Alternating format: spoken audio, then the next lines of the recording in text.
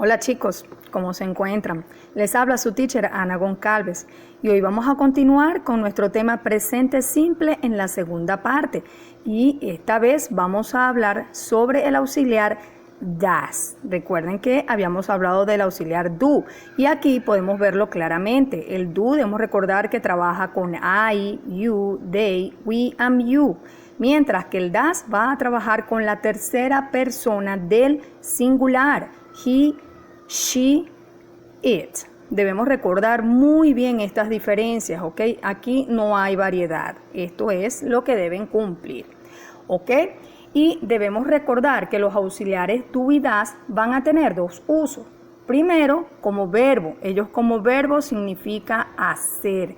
Ejemplo, I do my homework every day. She does her homework. Yo hago mi tarea todos los días. Ella hace su tarea. Luego van a trabajar como verbo auxiliar, como hemos estudiado en los esquemas, en las estructuras, en oraciones negativas. ¿Ok? Por ejemplo, I don't go to school on Sunday. Yo no voy al colegio los domingos. Y en oraciones interrogativas, donde ellos van a encabezar las preguntas. Por ejemplo, do you do your homework? Fíjense que aquí tenemos presencia de dos do. El primer do va a ser el auxiliar preguntando y el segundo, después del sujeto, hace el papel de verbo. Tú haces tu tarea. ¿Ok? Structure using the third person with das. Subject plus verb, is or is, complement. Esta es mi estructura principal con el auxiliar das. ¿Qué vemos acá de diferente con respecto al auxiliar do? El verbo va a sufrir un pequeño cambio. Ese verbo o a ese verbo le vamos a agregar una S o ES, depende de en qué termina, más el complemento. Simplemente eso y podemos ver aquí el ejemplo con algunos verbos. Eat, eats, study, studies, go, goes, play, plays, write, writes, want, wants. Aquí podemos ver que tenemos dos verbos que terminan en Y, pero si esa Y le antecede una consonante, ella va a cambiar, la Y va a cambiar por I latina, es, mientras que play, donde la Y le antecede una vocal, allí le vamos a agregar una S, ¿ok? Mientras que los demás generalmente le agregamos S, ¿ok? Ajá, y esto tenemos que tomarlo en cuenta, es decir, ver en qué termina este verbo para hacer el cambio respectivo. Ahora veamos cómo se forman las estructuras con el auxiliar das. Tenemos la parte interrogativa o la oración interrogativa que consta de auxiliary das plus subject plus verb plus complement. Example, does Jenny work in the hospital? ¿Jenny trabaja en el hospital? Fíjense que das encabeza la pregunta. Vamos con la oración afirmativa. Yes plus subject plus verb, is or is plus complement. Yes, she works in the hospital. Sí, ella trabaja en el hospital. Aquí vemos el cambio del verbo. El verbo work, como termina en K, le agregamos S. Negative sentence. No plus subject plus does not or doesn't plus verb plus complement. No, she doesn't work in the hospital. Tenemos aquí la oración negativa y como siempre el auxiliar entra a negar, bien sea contraído o no. Tengo does not or doesn't. Y dice no, ella no trabaja en el hospital.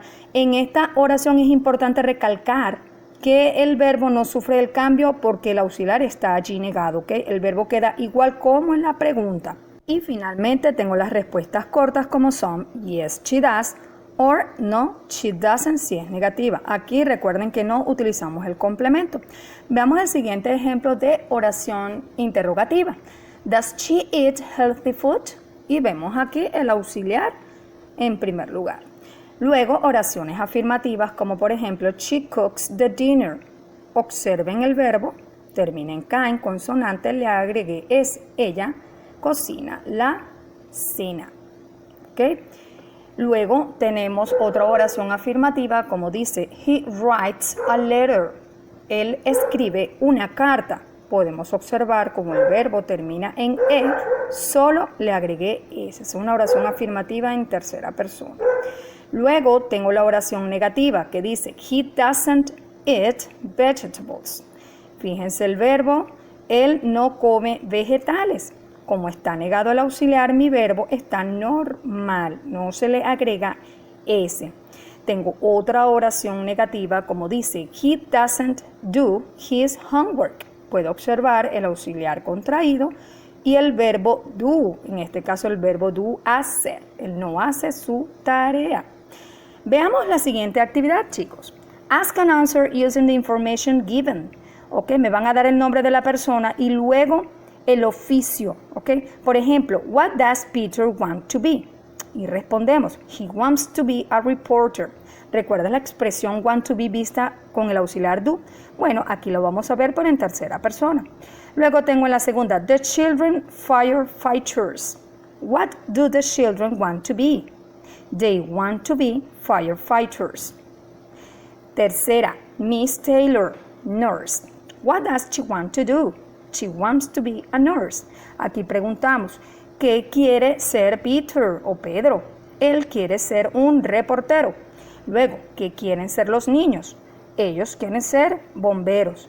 ¿Y qué quiere ser Miss Taylor, la señorita Taylor? Ella quiere ser una enfermera, ¿no? Y como pueden ver en estos ejercicios, tanto personas de la primera como tercera persona expresan lo que quieren ser en el futuro.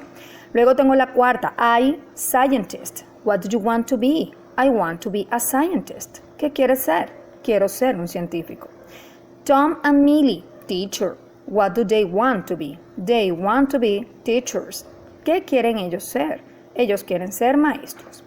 Y en resumen podemos nombrar las occupations, las ocupaciones que nombramos anteriormente en los ejercicios como son reporter, firefighter, nurse, scientist and teacher.